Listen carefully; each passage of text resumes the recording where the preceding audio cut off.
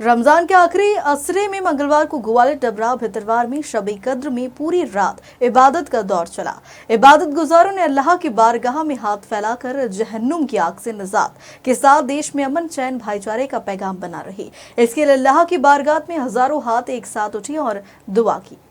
शब कद्र को लैलतुल कद्र भी कहा जाता है। यह रमजान के पवित्र महीने में 21, 23, 25, 27 और 29वें रोजे की एक खास रात होती है। इस रात को मुसलमान सबसे ज्यादा इबादत करते हैं और अपने गुनाहों की माफी मांगते हैं। इस रात को फरमान और ताकत की रात भी कहा जाता है। इस रात कुरान की आयातों का जिब्रील नाम के फरिश्ते के जरिए पैगंबर मोहम्मद पर अवतरण शुरू हुआ था। इस रात अल्लाह की रहमत और बरकत होती है। इस रात अल्लाह अपने बंदों की दुआओं को कबूल करते हैं और उनकी किस्मत संवारते हैं। इस रात कुरान की तिलावत करने से 1000 महीने यानी 30,000 दिन यानी करीब 84 साल की इबादत का सबब मिलता है। तो एक बस्ती से गुजरा था, कोई बस्ती थी मुसलमानों की बस्ती,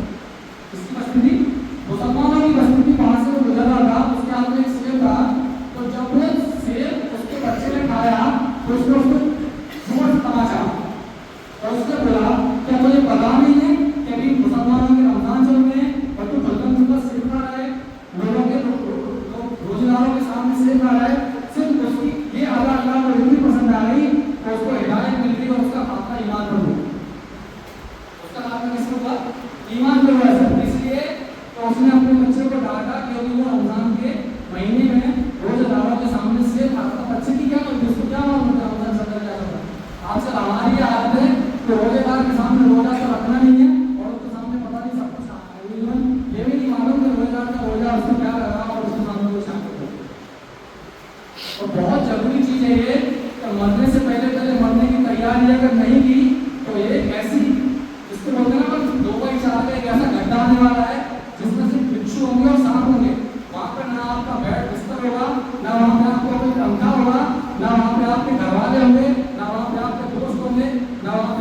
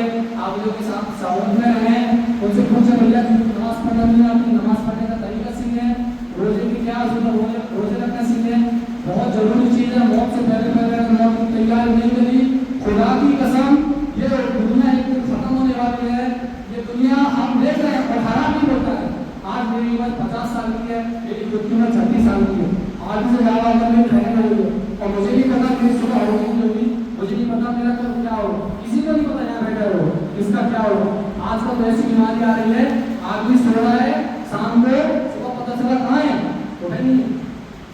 شام کو صبح نہیں ہے اور اگر اس حالت میں مر گئے کہ اگر آپ لوگ کی تیاری نہیں کری تو بہت غفلت بہت بری جگہ آنے والی ہے جس میں بتاتے ہیں کہ ایک دن جو آخرت کا دن جو ایک ہے جس کا حساب کتاب ہوگا اس کی پتہ ہے کتنی بڑی کتنا بڑا دن ہوگا وہ 50,000 سال کا کتنا بڑا دن ہوگا 50,000 سال کا صرف ایک دن ہوگا جس دن حساب کتاب ہوگا اور حساب کتاب میں